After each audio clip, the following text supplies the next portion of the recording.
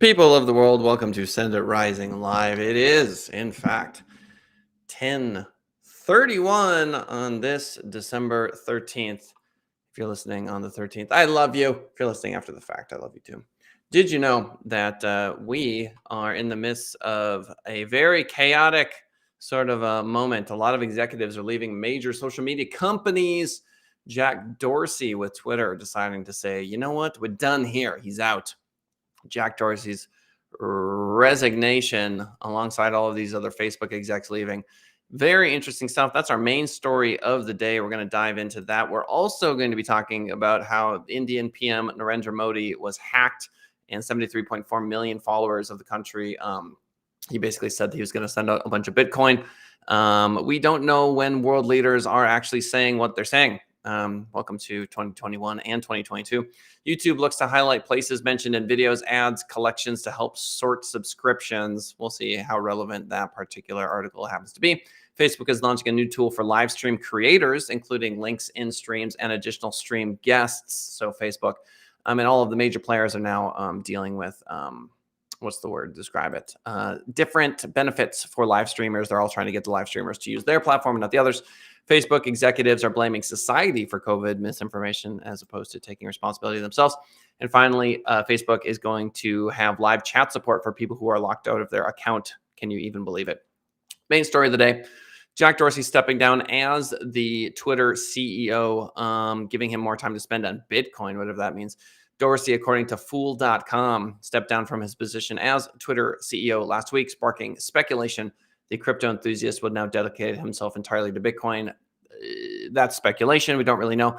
I think a lot of these tech CEOs and Zuckerberg, if he's smart, are going to leave the companies because the liability is too much.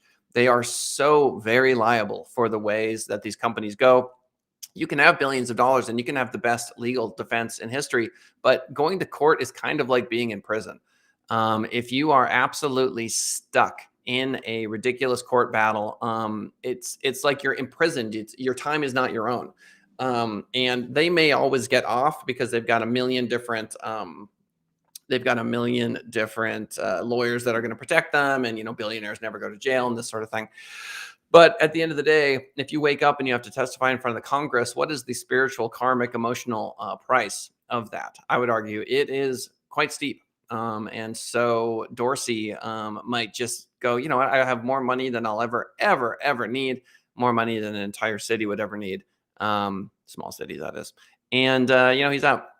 So people are speculating as to what he's going to go do. Quote, if I were not at Square, this is Dorsey, or Twitter, I'd be working on Bitcoin. If it needed more help than Square and Twitter, I would leave them for Bitcoin. Okay, sure. According to the article, just days after the announcement, Square, the other company Dorsey leads, said it would change its name to Block to better reflect the company's activities. Block is a payment and commerce solution provider. I get it. Okay, fine. So according to the article, Bitcoin maximalists are people who would choose the granddaddy of cryptocurrencies over all others. Dorsey, for example, thinks Bitcoin could be the future currency of the internet. Well, I think that's very fair. He said he would never buy Ethereum. I don't know. Him stepping down, I think Twitter is the most problematic, if that makes sense. Owning Twitter or being the founder, creator of sites like Twitter and Facebook means that you're always in the public eye. There's a lot of liability there, and it makes a lot of sense to me that he would step down from that. The other thing too is you have to choose when you step down carefully. For most of us, proletariat, middle class, even upper class people, it's like you can leave a company and not feel like you're going to be summoned to the guillotine sometime in the future for things you did while you were running the company. But for these companies, you absolutely. I cannot imagine a scenario where these presidents don't think about public reaction to things they did under their tenure.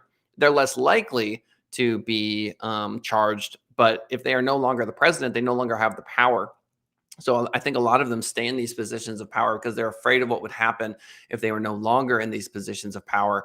And that weakening is kind of scary. And so Dorsey stepping down from Twitter opens him up to, back in 2020, when you were the CEO of Twitter, here are all these things that happened. And now he doesn't have the power of Twitter to fight back. So I think there's some fear there for these billionaires. I know it's ridiculous to say fear and billionaire at the same time, but they're human. And this is a natural extension of that humanity. But big news, Dorsey's done. He's out. Twitter resignation. A lot of top executives who covered this recently, Facebook executives jumping ship. There has been a societal change in the way that we are judging social media platforms. We used to think that they were the greatest thing since sliced bread, and now we're all going, you know what? These are actually really problematic, and there's a lot of issues here, and data mining and a lot of the stuff that just wasn't even an issue 5 years ago is very front and center. I've been saying that politicians would be elected based on the way they handle and talk about social media, not talk through social media, but literally talk about it, privacy, etc. for a while now. And so unsurprising that this is the way it goes. Moving on, Indian Prime Minister Narendra Modi hacked Twitter account, told 73.4 million followers that the country would distribute 500 Bitcoins among its citizens. The Indian government has been the target of more than 30,000 cyber attacks so far this year.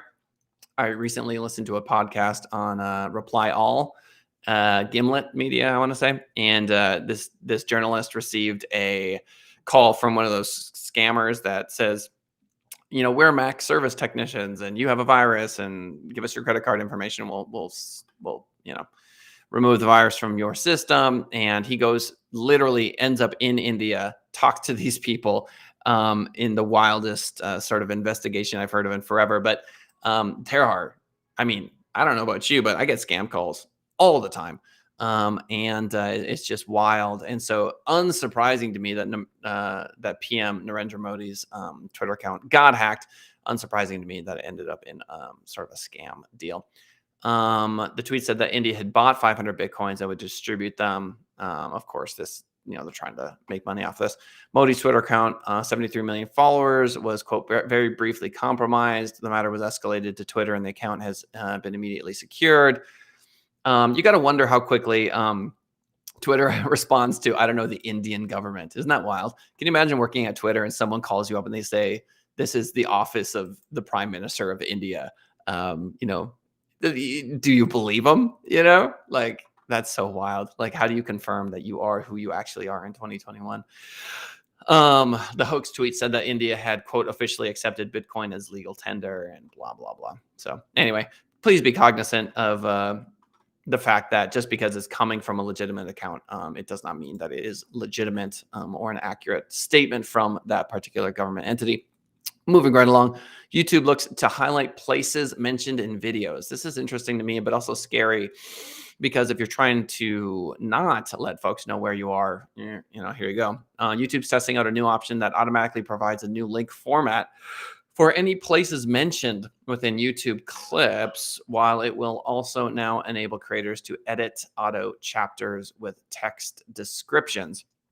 Places mentioned, according to socialmedia.com, could be a big one for businesses, as described by YouTube. Quote, this new feature within the video description box will give users an easy and engaging way to find out about places mentioned in a video. If you own a restaurant, this makes a lot of sense. If you're a 6-year-old who's talking about the park you like to go to, it does not. YouTube notes that up until now, creators have had to add in text links to add information about places mentioned in the video. The new feature automatically enables a visual link. Okay. So yes, very, very cool, with the exception of very, very dangerous.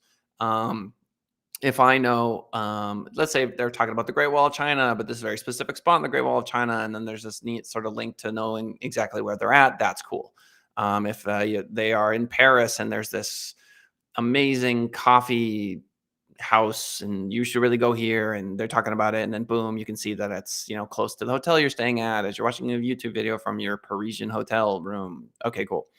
But again, like I mentioned before, if you are, you know, a lot of these YouTube creators are young, a 15-year-old, 18-year-old, and they're like, oh yeah, I went here, I did that, I did this. And you know how people are. You know that we have to deal with, unfortunately, folks with very little willpower on the planet who do horrifying things. You know, the reason we have security guards is because there's violence. You know what I mean? If we could all just figure it out, not resort to violence as a culture, we could get rid of a lot of these stumbling blocks. Peace now. Yes, just me. Peace now. So anyway, YouTube looking to highlight places mentioned in videos. Keep an eye on it because if you don't want folks to know where you're at, it's going to have to be something that you have to at least learn a little bit about. Another article from Social Media Today. Facebook launches new tools for live stream creators, including links in streams and additional stream guests. Before we get into this, there is a war raging right now between Facebook, TikTok, Instagram, probably Snapchat, Twitch, etc. streaming platforms that are looking to get content creators onto their platform. They really, really, really, really want those audiences. It turns out that we have become the NBC. We are CNBC. We are Fox News. We are channels, and because we hold the power, because we have the audiences, they want us. Facebook's making a big push ahead of the holiday, according to socialmediatoday.com, to maximize opportunities for creators and help them reach more people during the break period. This is a big deal. A lot of people are tuning in over the break. A lot of people not working. They're sitting around. They're on their phones. Facebook explains, quote, "We recently launched a new design for Facebook Live on desktop and mobile to make it easier for creators to go live. We've simplified the navigation menu so you can more easily access the insights and tools you need before and during your live broadcast. Additional engagement features. What are they? So you can do links. There's live shopping. Facebook is also enabling live stream poll creation on mobile devices. Just a lot of different ways. 3 additional guests is going to be an option. So imagine 4 blocks on the phone. You're one of them. There are 3 others. So there you go. Live stream notifications is showing up to Facebook stories to help improve stream discovery by highlighting them within the stories bar at the top of the newsfeed. Fascinating stuff. So there you have it. Facebook executive blames society for COVID misinformation. This is from Axios.com. Longtime Facebook veteran Andrew Bosworth insists that political and COVID-19 misinformation are societal problems rather than issues that have been magnified by social networks. I think for a lot of people that work at places like Facebook, this is what they say, but in their inside voice, or this is what they say around the water cooler. They talk to each other about how, look, it's society and Facebook uses our tool and the fact that they are not doing it correctly. Brad Hess, talk in detail about your thoughts regarding the final 5 laps of the Formula One race yesterday. Thank you, Brad, for stopping by in comments. We love you, Brad Hess, Ace Handyman Services of Summerlin. So what's the deal? I think internally at places like Facebook, you have dialogues where people say, you know what? It's not us, it's society. It's not us, it's society. It's not us, it's society. This is why Dorsey and other Facebook executives jump ship, because you can't say that. People don't want to hear that. I can say it, but most people, like if you work at Facebook, you can't say, hey guys, you're violent. You know what I mean? It's not my responsibility that you're racist and violent and prejudiced, and you can't, because everyone's going to go, no, you're making all the money and you need to censor and regulate and police your social media platform so that nobody gets hurt or shut it down. Nobody wants to hear that they're the problem. I don't post hateful things online. You know what I mean? Like, who are these people? Critics say Facebook and other social networks have played a significant role in vaccine hesitancy and the spread of political misinformation. Again, from Axios, quote, individual humans are the ones who choose to believe or not believe a thing. They are the ones who choose to share or not share a thing, Bosworth said in an interview. And it wouldn't surprise me, Bosworth, he's a Meta's CTO, gets canned for this sort of thing. You're not supposed to say this. Quote, I don't feel comfortable at all saying they don't have a voice because I don't like what they said. This is like an engineer talking. You know what I mean? Not a PR executive. He's a CTO. That's so funny. Of course he's a CTO. So the chief technical officer, pops on and goes, hey man, it's the users. And all the engineers are like, yeah, it's the users. And everyone at Facebook is like, yeah. And then meanwhile, everyone outside of Facebook is thinking, yeah, no, not so much. I mean, what do you think the Meta CTO makes per year? What do you think his salary is? And the thing is, he's not wrong. It's just that it doesn't resonate well. It's not a good PR message to say, you're the problem, because at the end of the day, you, quote, is the customer. I mean, what are you going to yell at the user? It's like if you're a teacher and you have a problem student, you're never allowed to say that. You can say it at home. You can say it to the other teachers in the staff meeting, or not in the staff meeting, but like in over lunch, right? But you can never ever blame the student. It's always the teacher's fault, right? You're not teaching them well, right? You need to change your pedagogical understanding is not where it needs to be, and because you can't blame, you just can't. It's just the way it goes. If you're in a position of authority, you can't blame the people that aren't, and not expect blowback. And so this to me is just a social gaffe, um, because yes, obviously people are spreading COVID misinformation, but you own the platform, you're making the money, you decide what goes out and what doesn't. And so this notion of free speech um, is why Parler is growing so quickly. But I think by and large, people don't want Facebook to be used to spread hate and misinformation. Tell me I'm wrong. YouTube.com/Send It Rising. You can join us for the live chat. Little chat box is right there, upper right hand corner. Ask me any questions. You can troll me. You can do whatever you want if you join us live, 10:30 a.m. Pacific Standard Time. YouTube.com/Send It Rising. Facebook finally has live chat support for people who are locked out of their accounts. I used Facebook live chat the other day to figure out that we've been spending roughly $50 a month for a client on Facebook ads for years now. And I couldn't account for it. Didn't make any sense. And I got someone via Facebook chat to help me solve that problem. So hooray, there is a way to communicate with Facebook. There should be a way to communicate with Facebook. There were people that were complaining that you had to buy an Oculus headset to get a human being on the line. I don't care if they're a chat box. I care if they're a chat bot, but I don't care if I need to use a chat box to speak with a human being. As long as I'm communicating with an actual human being, it's fine. So TheVerge.com reports, despite eagerly participating in a platform versus platform war of escalating financial incentives to attract creators, one area where critics have said Facebook, Meta, Instagram is lacking is in the ability to provide basic support for those online stars. That is 100% correct. Facebook is notorious for having poor support unless you're spending money via Facebook ads, whether that's through community moderation and page management tools, blah, blah, blah. So they're trying to change that. They did a small test of live chat support for English-speaking creators in the US who don't have an assigned relationship manager. That way, these mid-tier internet stars can get a quick response. This just goes to show that they know that there is a ton of money to be made, a ton of money to be made with live streaming. I've sang it before, I'll sing it again. Everyone wants these live streamers. So in case you're wondering where the money is, I'm live streaming, obviously, and you can too. I use Restream. You can check that out if you want. It's the holiday season, guys and gals. I hope you're enjoying your holiday season. I hope things are winding down at work for you. Let's recap the news, shall we? Jack Dorsey leaving. Facebook executives leaving. Why? Because they see the writing on the wall. Nobody wants to be in the crosshairs. And the new favorite target of politicians is billionaires, executives, and people that spread misinformation or allow the spread of misinformation. They were the Wunderkind, back in the day, these tech CEOs, and everyone loved them and they're great, but they're just regular old billionaires now. And people's taste has definitely changed. And their thoughts about them has definitely changed. A lot of hatred in people's hearts for these billionaires, and they are trying to step out of the line of fire, not just the top level either. Very interesting to see this kind of unfold. Indian PM Narendra Modi's Twitter account hacked. Just don't believe what you see. I don't care if it's from a legitimate account. You got to be real skeptical nowadays. YouTube looks to highlight places. Be cognizant that if you mention a place in your video, it may start appearing. If you have children, that sort of stuff, stay safe out there.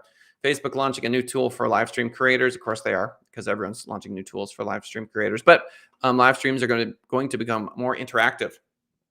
So polls and a million different things that can happen on the live stream.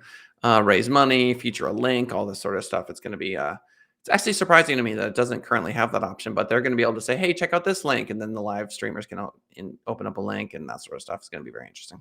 Should tell my sister about it. Facebook executives blame society for COVID. Oops, not something you say out loud. And finally, Facebook has live chat support. Cool. Good for them. Cool. Ladies and gentlemen, that's the show for today. I love you. Thanks so much for swinging by the show. I hope your day is going swimmingly. And we will talk to you all next time. Bye for now.